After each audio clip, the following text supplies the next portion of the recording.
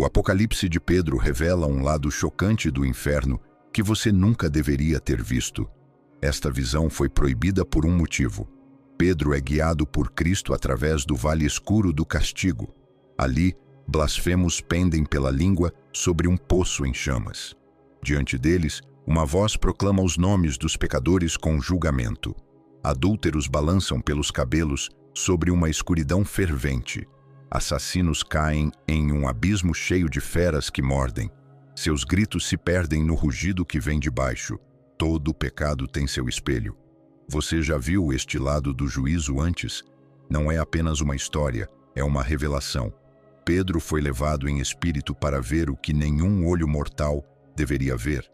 Ele viu o destino de cada alma, a queda dos ímpios e a alegria dos justos.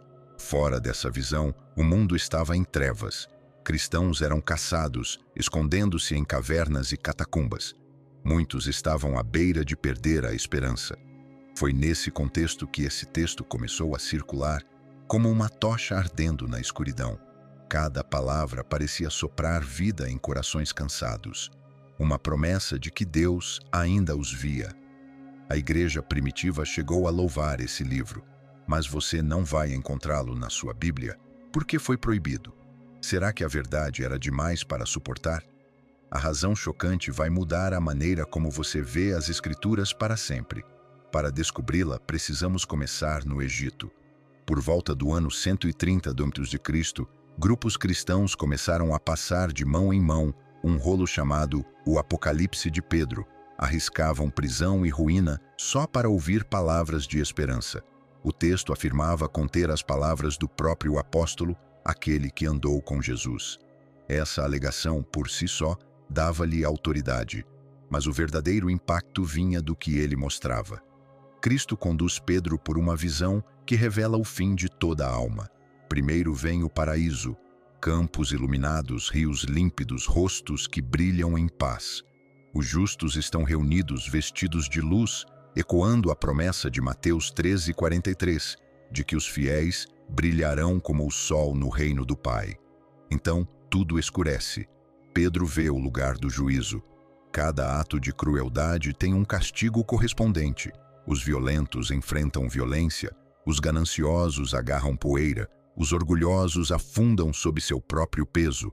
É uma visão de justiça, perfeita e medida. Para os primeiros cristãos que enfrentavam perseguição e perdas, essas palavras deviam tocar fundo. Eram prova de que o sofrimento não era esquecido e que o mal não ficaria impune. Parecia sagrado, quase como a própria Escritura. Mas é aí que o mistério começa. Se esse livro falava a verdade e carregava a voz de Pedro, por que a igreja mais tarde o deixou de lado? A resposta está no seu início. A linguagem aponta para o início do segundo século, após a morte de Pedro. A maioria dos estudiosos acredita que foi escrito no Egito, um lugar vibrante de devoção e debate. Era uma época em que os fiéis usavam visões para ensinar a fé. Naqueles dias isso não era incomum. Escritores às vezes usavam o nome de alguém respeitado para orientar outros na fé. Esse costume, chamado pseudepigrafia, consistia em escrever sob o nome de um mestre, como forma de homenagem. Ainda assim, um nome como o de Pedro carregava peso, e peso trazia risco. Qualquer alegação de falar em nome de um apóstolo colocava a igreja à prova, e a verdade precisava de confirmação. Hoje conhecemos o livro por duas fontes principais. Uma é um fragmento grego encontrado em 1886, num túmulo em Akhmin, no Egito. A outra, mais completa, sobrevive em antigos manuscritos em etíope, copiados por monges cristãos séculos depois. A versão etíope combina com as citações feitas por antigos escritores como Clemente de Alexandria. Isso sugere que essa forma etíope preserva mais do original. Ambas as versões contam a mesma história. Cristo leva Pedro para ver o fim de todas as coisas e a justiça de Deus. O livro é apocalíptico, um gênero que levanta o véu entre o céu e a terra. Isaías 25:8 fala de Deus engolindo a morte para sempre. Apocalipse 21 descreve um mundo renovado, brilhando com a glória de Deus. O Apocalipse de Pedro segue esse mesmo caminho. Sua mensagem não é de caos ou especulação. É moral, pessoal e urgente. O céu recompensa a fidelidade. O inferno expõe a crueldade. E ainda assim, mesmo fortalecendo a fé, algo nele começou a incomodar a igreja. Talvez fossem as cenas vívidas de tormento, intensas demais, persistentes demais. Talvez fossem os sussurros de misericórdia que pareciam ir além do túmulo. Cópias posteriores insinuam isso, que as orações dos justos poderiam ajudar até os perdidos. Se for verdade, isso significaria que o juízo não era final. Esse único sussurro sobre misericórdia ecoaria por séculos de debate. Por um tempo, os fiéis o leram ao lado de outras escrituras. Alguns até o recitavam nas reuniões. Mas à medida que se aproximava do cânon bíblico, ele precisava ser testado. Será que uma visão surgida após Pedro ainda poderia falar com a voz de Pedro? Será que uma história tão detalhada sobre o céu e o inferno poderia ser lida publicamente sem confundir esperança com revelação? Essas perguntas ecoariam por séculos e levariam ao primeiro grande teste do que pertenceria ou não à Bíblia. É aqui que começa a trilha da proibição. A igreja amava esse livro. Muitos o copiavam à mão. Alguns choravam ao ouvi-lo ser lido. Mas os líderes começaram a se perguntar o que aconteceria se uma visão, escrita mais tarde, ficasse ao lado dos evangelhos como verdade equivalente. A história mostra que o amor por um texto nem sempre é suficiente para torná-lo escritura. Então, quando perguntamos por que o Apocalipse de Pedro foi banido da Bíblia, devemos começar aqui, no seu nascimento, quando parecia quase inspirado demais, quase perto demais da linha entre revelação e reflexão. Os primeiros leitores acreditavam estar ouvindo Pedro falar. E por um tempo, essa voz os guiou, mas chegaria o dia em que o nome de Pedro não bastaria mais. Se de fato falava com a voz de Pedro, carregava peso apostólico. E quando o peso é apostólico, a igreja precisa decidir se essa voz é memória ou revelação. Essa pergunta acompanharia a igreja em dias de fogo e medo, quando a perseguição tornava cada promessa do céu mais urgente. E ali, o Apocalipse de Pedro encontraria nova vida. Imagine o mundo em que o Apocalipse de Pedro começou a se espalhar. Pequenos grupos de cristãos se reuniam discretamente em casas, pátios, até em túmulos. Lâmpadas a óleo lançavam luz trêmula sobre paredes de pedra, o ar denso de fumaça e barro. Lá fora, Roma parecia inabalável. Lá dentro, sussurravam hinos de esperança. Para eles, o futuro era incerto e confessar Cristo podia custar a vida. Num mundo governado pelo medo, os crentes ansiavam por provas de que Deus ainda os via. A perseguição tornava a esperança urgente. A promessa do paraíso firmava mãos trêmulas. A imagem de uma ordem divina dava coragem para enfrentar o próximo amanhecer. O segundo século trouxe ondas de perseguição local. Cristãos eram presos sem aviso, famílias separadas. Nesse clima, o Apocalipse de Pedro parecia um amigo. Falava com o ritmo familiar dos evangelhos, mas focava na perseverança, na ideia de que Deus via, lembrava e um dia faria justiça. Suas cenas de julgamento lembravam que o mal tinha limite. No Egito, especialmente ao redor de Alexandria, o livro encontrou um lar. Cópias passavam por pequenos círculos de ensino, cada uma cuidadosamente copiada à mão. A cidade era um ponto de encontro entre fé e filosofia, e seus cristãos valorizavam textos que uniam clareza moral com imaginação espiritual. Clemente de Alexandria, um de seus grandes mestres por volta do ano 200, leu o livro com atenção. Citou-o como uma obra que despertava a consciência, descrevendo-o como útil para formar a virtude. Viu nas visões uma educação do coração, uma maneira de ensinar os crentes como a misericórdia e a justiça do céu estavam entrelaçadas. Essa estima importava. Quando um mestre respeitado como Clemente se referia a um livro, ele passava da leitura privada à conversa pública. Em algumas igrejas, o texto chegou a ser lido em voz alta nas reuniões. Cada ouvinte se encontrava naquelas palavras. Os campos do céu tornavam-se promessa para os cansados. O fogo do julgamento se tornava alerta para manter-se puro. A tensão crescia. Quanto mais o povo amava o livro, mais sua influência precisava ser testada. Se oferecia consolo, esse consolo era inspirado. Se alertava sobre punições, sua autoridade era igual ao testemunho dos apóstolos. A igreja ainda não havia definido seu cânon, mas cada leitura pública aproximava essa decisão. Uma frase daquela época captura seu efeito. A esperança era oxigênio. O Apocalipse de Pedro dava forma a essa esperança. Era mais que imaginação. Era a certeza de que o sofrimento fazia parte de uma história maior que o próprio Deus concluiria. As descrições do paraíso no livro refletiam a promessa de Jesus em João 14, de que na casa do Pai há muitas moradas preparadas para seu povo.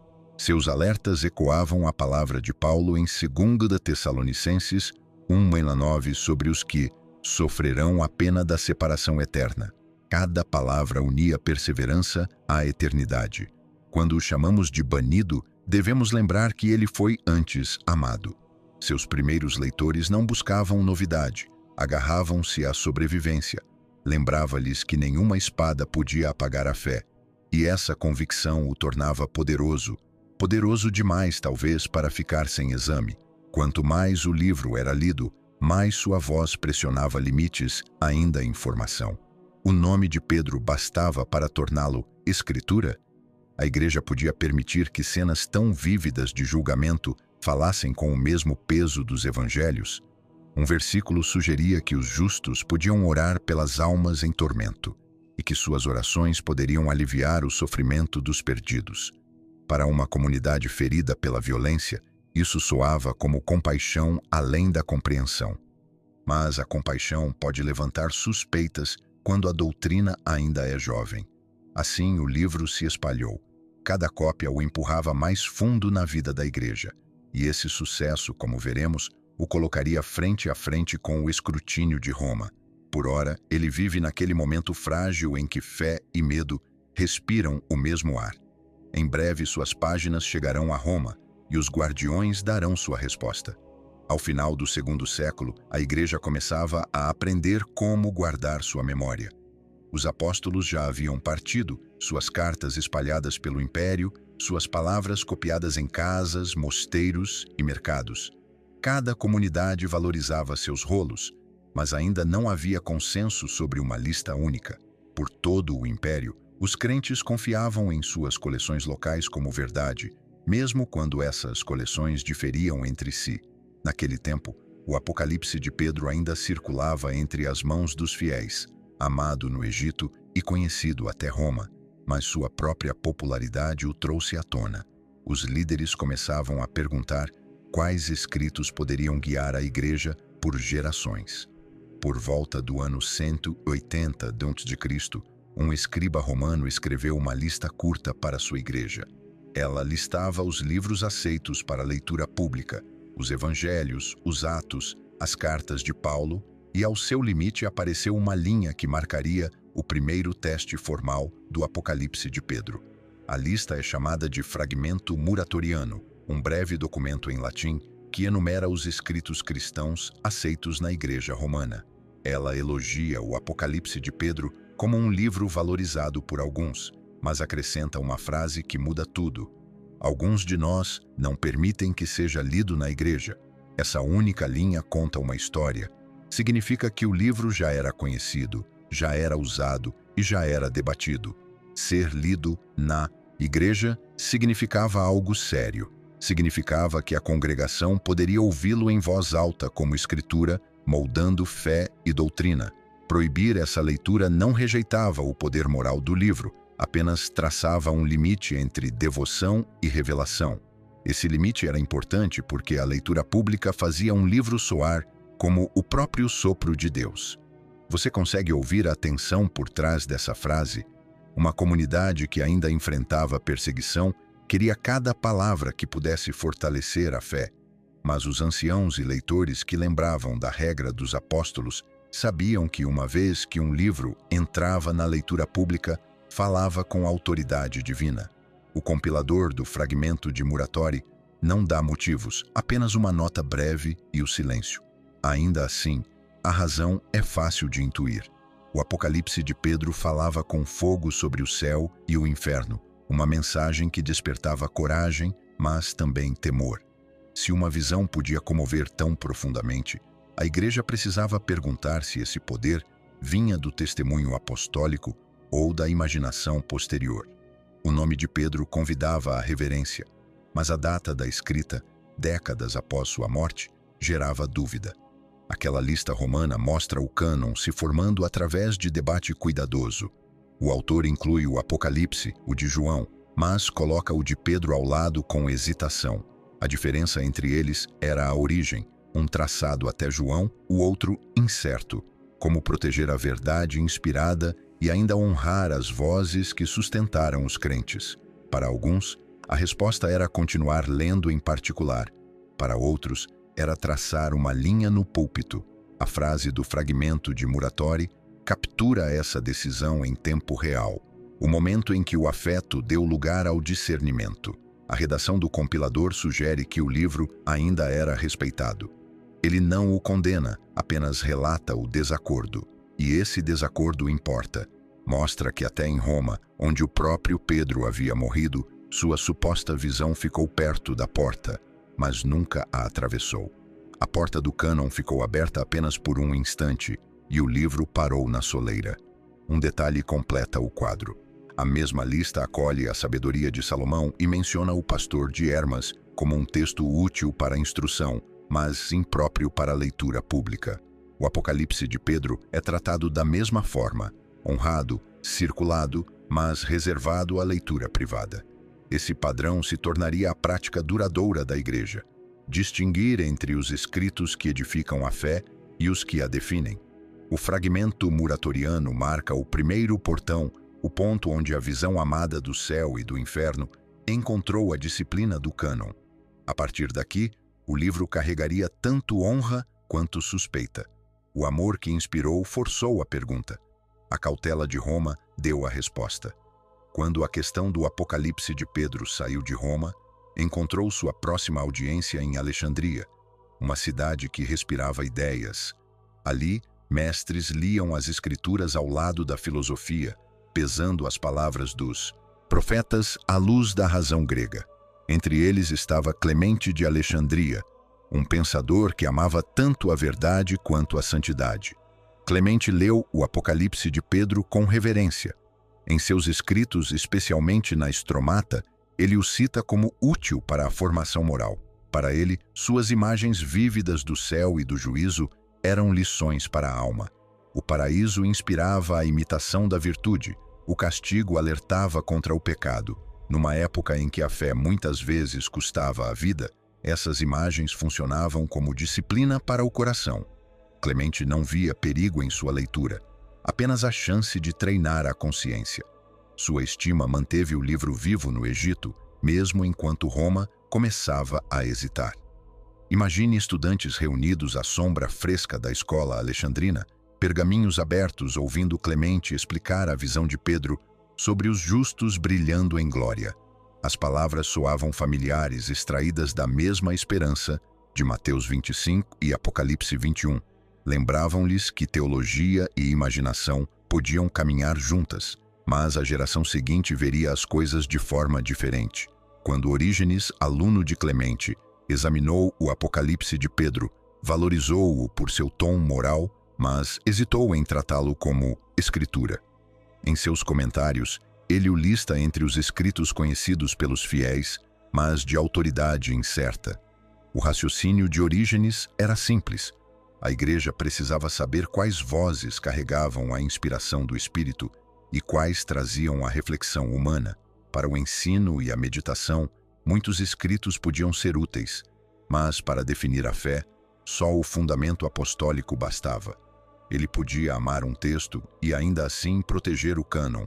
É aqui que a conversa em torno do Apocalipse de Pedro começa a amadurecer. Clemente via seu valor na formação da virtude. Orígenes media esse valor à luz da revelação. O resultado foi um estreitamento gentil da autoridade. O livro permaneceu respeitado, mas sua reivindicação de falar com a voz divina de Pedro se enfraqueceu. Você sente como o centro de gravidade muda aqui, da emoção para o discernimento? Alexandria se tornou o espelho da igreja mais ampla, um lugar onde afeição e análise se encontraram. Os mestres não estavam silenciando a fé, estavam testando suas fontes. Seu diálogo mostra a fé primitiva, aprendendo a equilibrar coração e mente. Este momento também revela como a formação do cânon nunca foi um decreto único. Ela se desenrolou à medida que os mestres discerniam o que o Espírito usava para edificar e sobre o que a igreja podia se firmar. Em Clemente, o Apocalipse de Pedro encontrou um amigo. Em Orígenes, conheceu um juiz que ainda o amava. No meio do 3º século, o destino do Apocalipse de Pedro já não dependia de seu nome ou de sua popularidade. Dependia de seu ensinamento. Roma havia avaliado seu uso, Alexandria havia debatido seu valor, e agora as palavras dentro do livro começaram a dividir opiniões. A questão havia mudado, de quem o escreveu para o que ele dizia sobre Deus. O texto em si é dramático. Pedro recebe uma visão do além, guiado por Cristo através de reinos de recompensa e julgamento. As cenas se desenrolam com detalhes marcantes. Os fiéis estão vestidos com luz radiante. Os ímpios suportam castigos que refletem seus pecados. Aqueles que zombaram dos pobres ficam famintos. Os que derramaram sangue permanecem em rios de fogo. Cada tormento espelha o crime como se a consciência se tornasse visível. É justiça moral em forma visível, mais vívida do que a maioria dos cristãos jamais havia ouvido. Para muitos crentes, essa simetria fazia sentido. Correspondia à visão de João em Apocalipse 20, onde os mortos são julgados segundo as suas obras. O Apocalipse de Pedro expandia essas cenas em uma espécie de visita guiada à eternidade, cinematográfica em seus detalhes.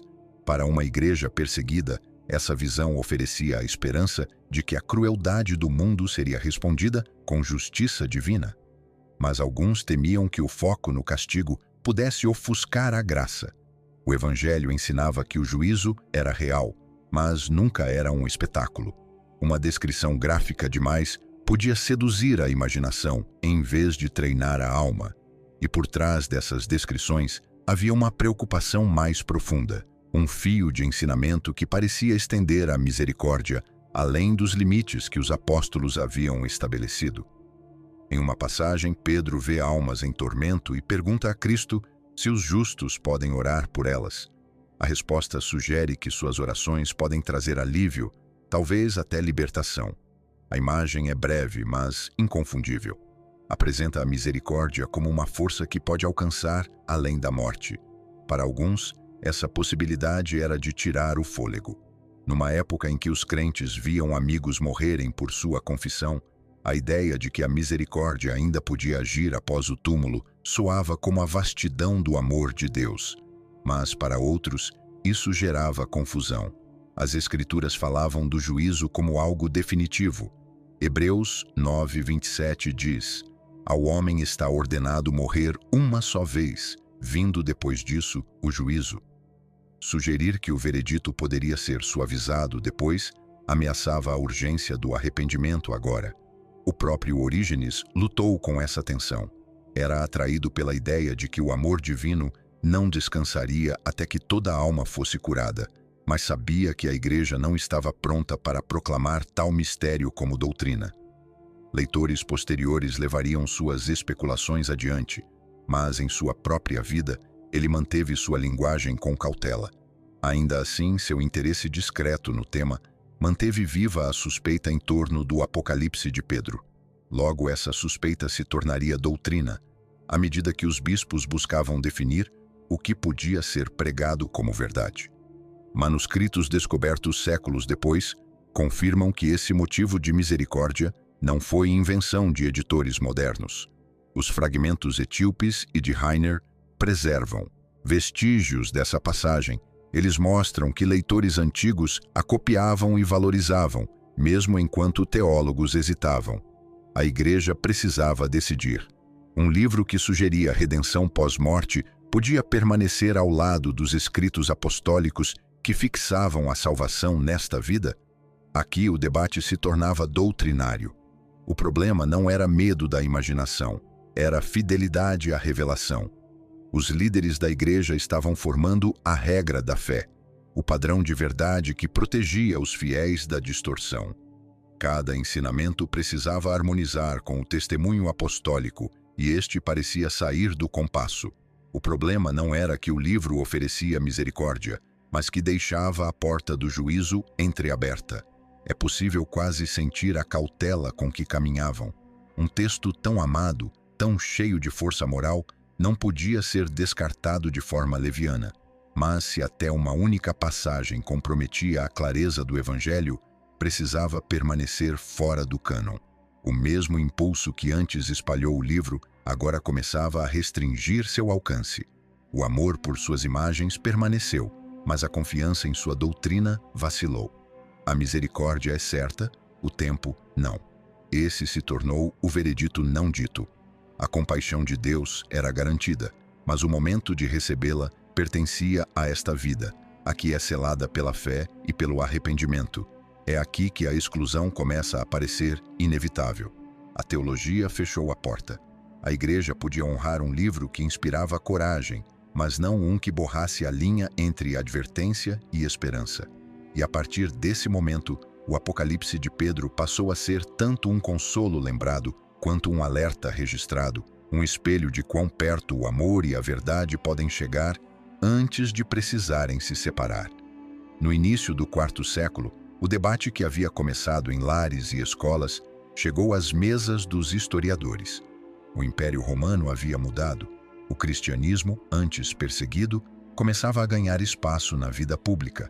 Bispos reuniam-se em concílios, imperadores pediam clareza, e nessa nova era de visibilidade, a igreja precisava de ordem, listas claras, limites definidos, uma única coleção confiável de livros sagrados. Eusébio de Cesareia, estudioso, bispo e historiador de sua geração, tornou-se a voz dessa ordem.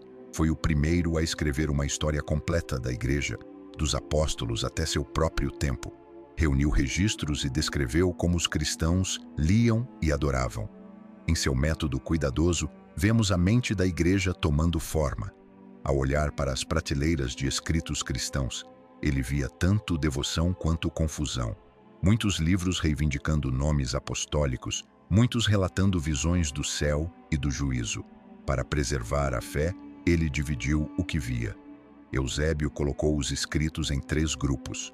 O primeiro ele chamou de reconhecidos, aqueles lidos em toda parte com confiança, os evangelhos, Atos e as cartas apostólicas. O segundo ele chamou de disputados, textos ainda em menitais avaliação, como Judas ou Apocalipse, que algumas regiões aceitavam e outras questionavam.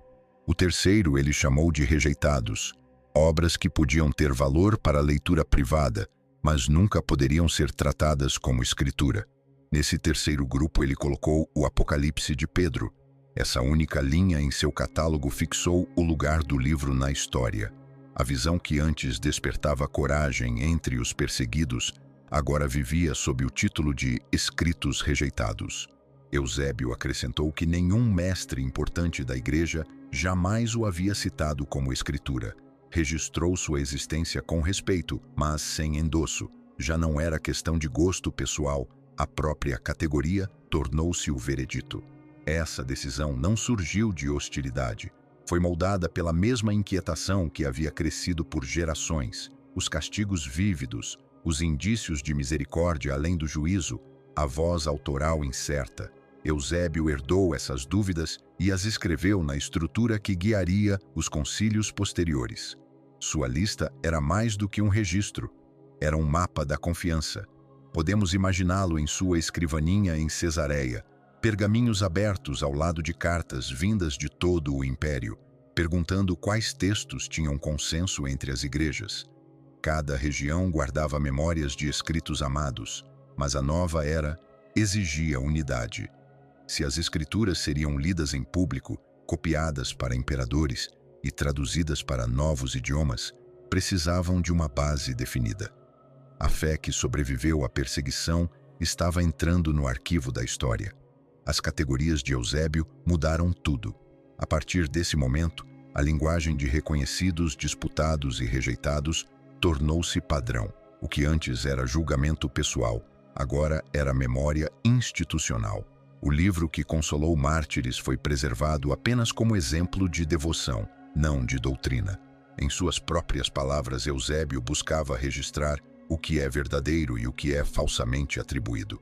Essa frase capta o propósito do cânon: guardar o que os apóstolos deixaram e nomear claramente o que veio depois.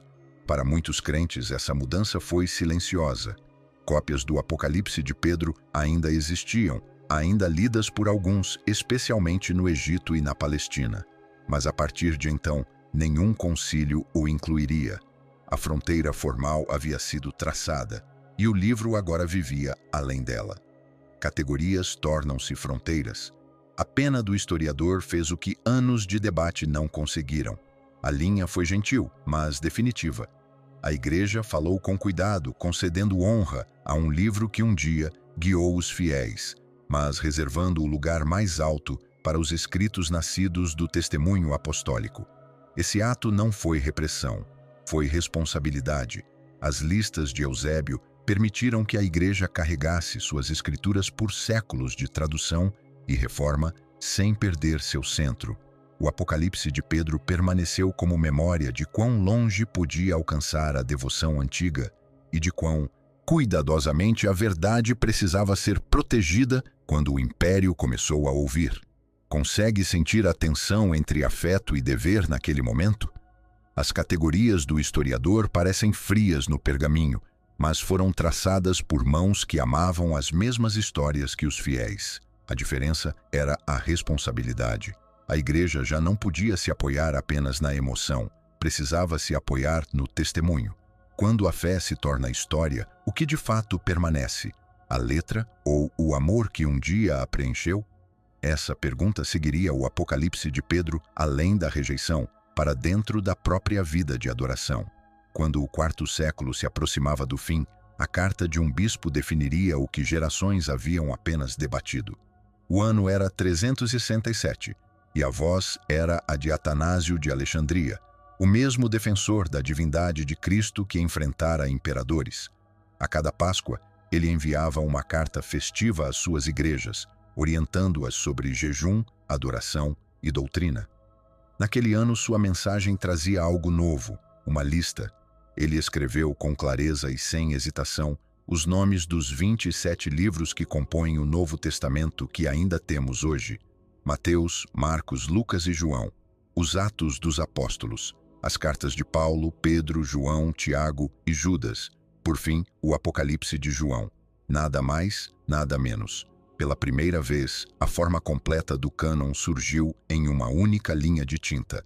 Para Atanásio, isso não era invenção, era reconhecimento. A Igreja já lia esses escritos há muito tempo, testando-os e constatando que eram consistentes em espírito e doutrina. Ele simplesmente reuniu o que séculos de oração e pregação haviam confirmado. Disse que eram fontes de salvação, textos que sozinhos eram proclamados como divinos. Essa frase marcou o fim do debate. Do Egito a Roma, sua lista ecoou por concílios até se tornar o padrão da Igreja. Mas o que importava tanto quanto o que ele incluiu era o que deixou de fora. Entre os escritos outrora queridos, o Pastor de Hermas, a Epístola de Barnabé e o Apocalipse de Pedro, Atanásio traçou um limite. Ele os colocou num segundo grupo, livros designados pelos pais para serem lidos, para a instrução moral, mas não parte do cânon. Essa distinção suave carregava grande peso.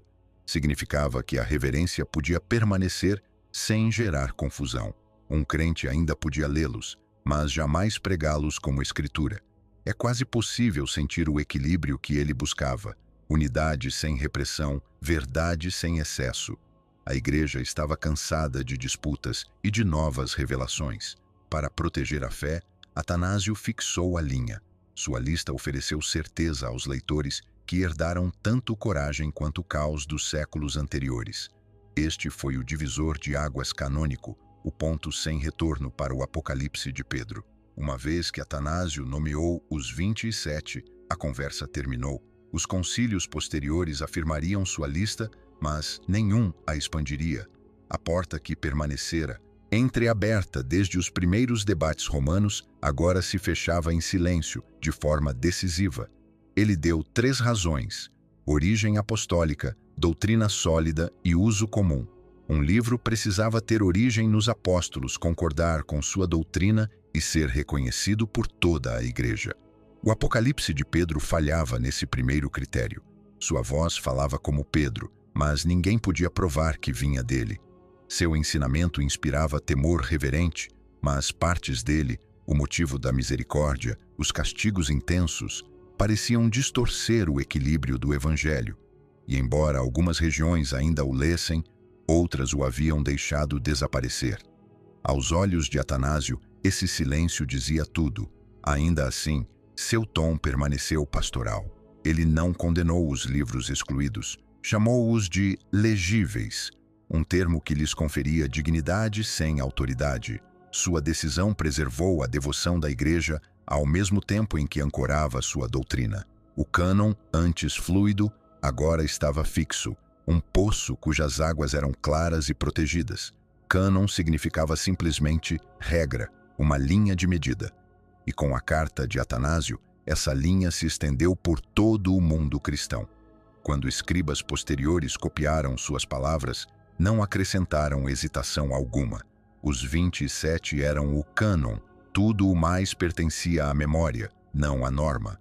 O cânon se fecha, a instrução continua. A fronteira havia sido traçada, mas o coração da fé permanecia aberto ao aprendizado do passado. O Apocalipse de Pedro ainda vivia em mosteiros e leituras locais, mas fora do círculo que quase chegou a integrar. É possível sentir a ironia. O livro que prometia uma visão do céu e do inferno agora era julgado na terra. Seu lugar estava seguro apenas no eco da história, um testemunho do amor cuidadoso da Igreja pela verdade. A tinta de Atanásio fez o que o tempo não conseguiu. Deu ao povo de Deus uma lista final e, ao fazê-lo, deu paz aos livros excluídos. Será que a certeza traz liberdade ou cela em silêncio aquilo que a maravilha um dia manteve aberto? Quando a tinta da carta de Atanásio secou, podia-se pensar que a história havia terminado. O cânon estava fixado, as portas fechadas. Mas a história tem um ritmo mais silencioso. O Apocalipse de Pedro não desapareceu no silêncio. Ele permaneceu na adoração, no canto, na leitura sussurrada muito depois de seu título desaparecer das listas oficiais. O historiador do século V, Sosômeno, escrevendo de Constantinopla, registra que na Palestina os fiéis ainda ouviam esse texto ser lido toda Sexta-feira Santa. Pense nisso por um instante. Os crentes reunidos sob a sombra da cruz, ouvindo uma visão que pintava o céu e o inferno em traços vívidos, chorando pelos perdidos e se alegrando pelos justos. Para eles não era controvérsia, era devoção. Haviam herdado uma história que ensinava o arrependimento com lágrimas e não conseguiam abandoná-la. Os historiadores chamam isso de sobrevivência litúrgica, um padrão em que textos considerados não canônicos continuaram a moldar o culto através da memória e do costume. A Igreja o julgara impróprio para a doutrina, mas o povo o considerava útil para a consciência. Aqueles versos sobre justiça divina, aqueles clamores por misericórdia, continuaram a fazer parte de como os cristãos enfrentavam o peso do pecado e a esperança da salvação. Nunca mais foi lido como escritura, mas foi cantado, citado e copiado como testemunho moral.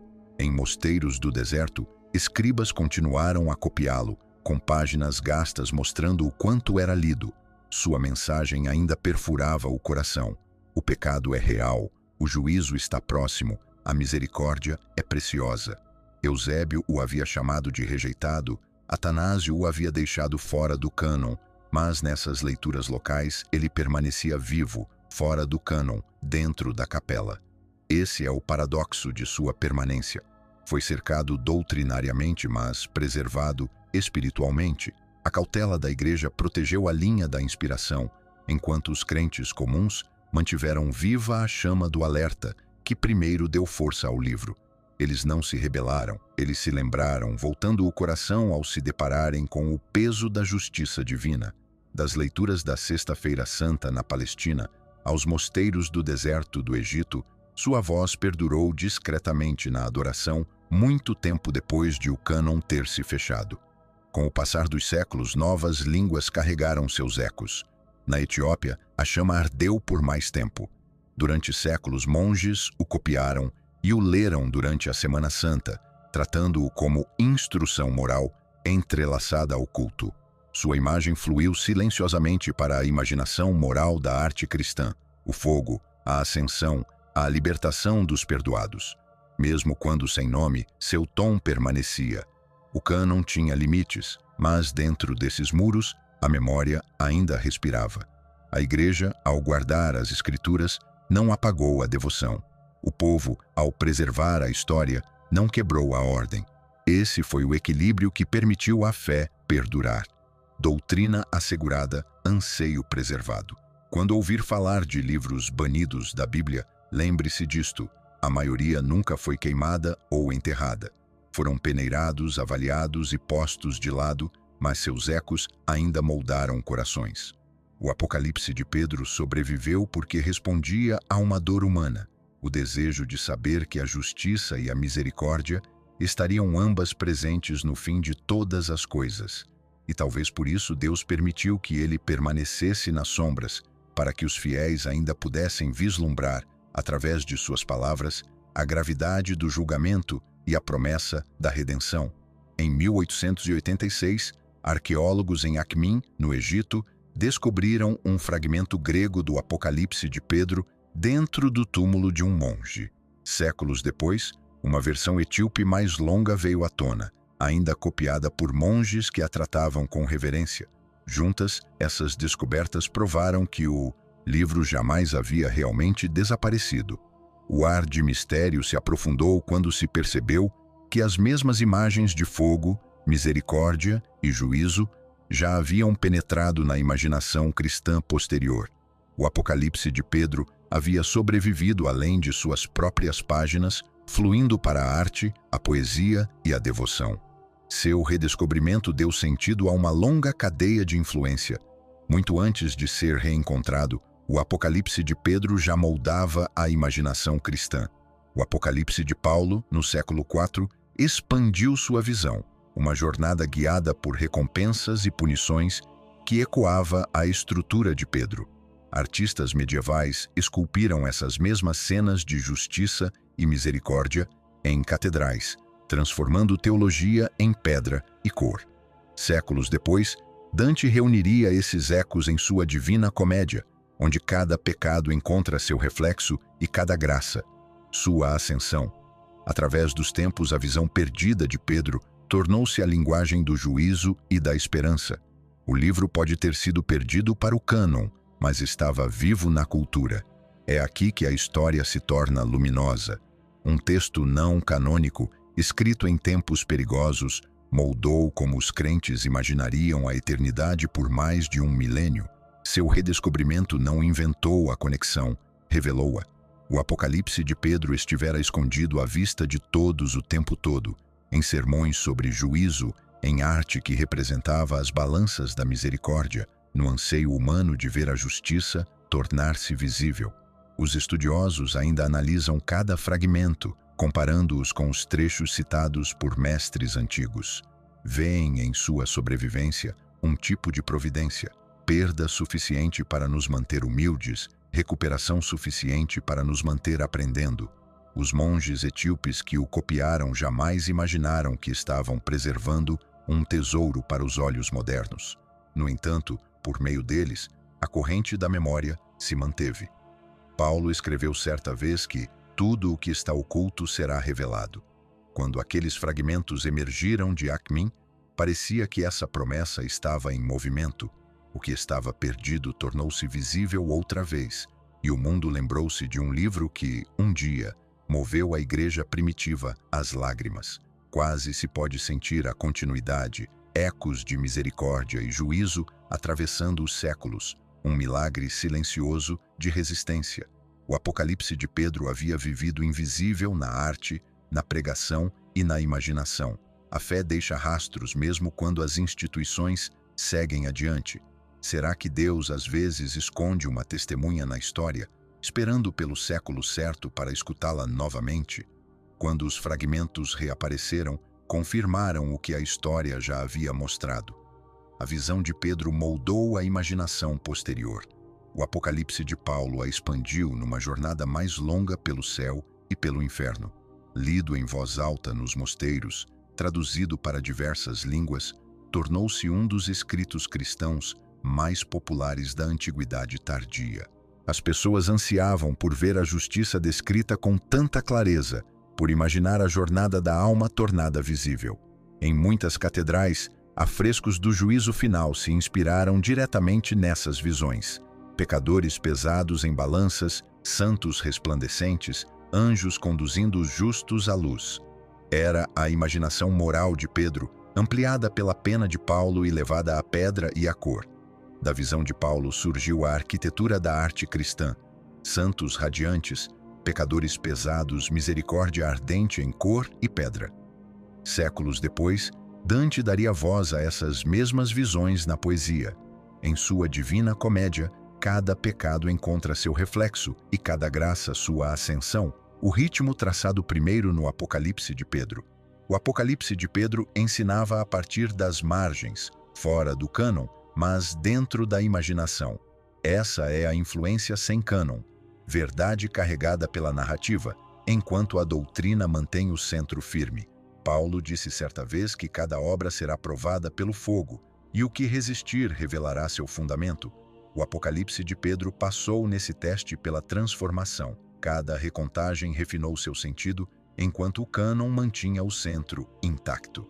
As fronteiras da Escritura tornaram-se a moldura pela qual a imaginação pôde explorar, com segurança, os mistérios do juízo e da misericórdia. Talvez a exclusão tenha sido providência. Fora do cânon, as visões de Pedro puderam inspirar sem amarrar.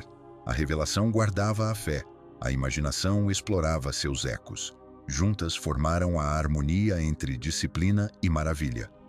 Algumas verdades Deus deixa ecoar além das fronteiras da Escritura, confiando em nós para ouvir a música sem confundi-la com a voz.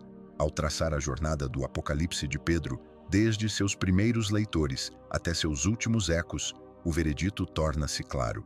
A Igreja não o silenciou por raiva, traçou uma linha cuidadosa para manter a verdade íntegra. Ao longo dos séculos, cada decisão formou um único ato contínuo de discernimento. A questão nunca foi se o livro inspirava temor reverente, mas se carregava a mesma autoridade daqueles que andaram com Cristo. Sua voz era forte, suas imagens inesquecíveis, mas suas raízes não podiam ser comprovadas como apostólicas. Os ensinamentos que oferecia despertavam devoção, mas alguns fios, a ideia de misericórdia pós-morte, a simetria dos castigos, corriam o risco de desviar o centro do Evangelho. A Igreja precisava proteger esse centro, salvação pela graça, oferecida nesta vida, assegurada unicamente por Cristo. Essa restrição revelou-se sábia, a fé protegeu a doutrina, e a imaginação permaneceu livre para servi-la. Essa decisão foi um ato de fé tanto quanto de razão. Confiou que o Espírito Santo, que inspirou as Escrituras, também guardaria seus limites. Por ter permanecido fora do cânon, as visões do livro puderam tocar os corações sem confundir a doutrina. Sua força moral sobreviveu. Sua autoridade permaneceu justamente medida. O cânon permaneceu firme e a imaginação pôde servi-lo. É possível ver a providência nesse equilíbrio. O cânon deu à Igreja um poço fixo de verdade. Juntos formaram uma harmonia, a palavra que salva e a história que adverte. Mesmo na exclusão, a graça permaneceu ativa. A Igreja ouviu, manteve o Evangelho íntegro, mas deixou espaço para o assombro.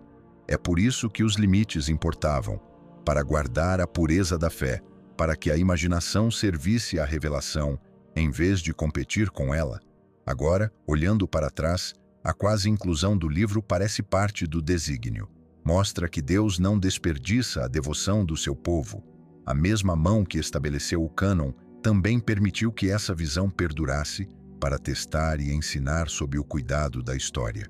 O que parecia exclusão foi, na verdade, preservação das escrituras, do equilíbrio, da maravilha. Então, quando perguntamos por que o Apocalipse de Pedro foi excluído, a resposta carrega tanto humildade quanto adoração. A igreja ouviu seu clamor por santidade, mas ouviu mais profundamente a voz de Cristo. O cânon foi fechado para proteger sua palavra, o eco permaneceu para nos lembrar de seu poder. Talvez essa seja a misericórdia de Deus, que até as palavras deixadas de fora ainda nos apontem de volta para a palavra que permanece. Se algo nessa história tocou o seu coração, se fez você enxergar a fé escondida ou a obediência silenciosa sob uma nova luz, não guarde isso só para você. Compartilhe este vídeo com alguém que precise desse lembrete hoje. Você nunca sabe até onde uma pequena verdade pode alcançar. Conte nos comentários qual parte mais falou com você. E se ainda não se inscreveu, aproveite agora e ative o sininho. Assim você não perde o que vem por aí. Cada episódio é mais um passo rumo aos mistérios das Escrituras e às formas pelas quais Deus ainda fala através do silêncio. Obrigado por caminhar comigo nessa jornada. Que Deus te abençoe ricamente e que a sua fé discreta, mesmo quando invisível, seja sempre lembrada diante dele. Até breve.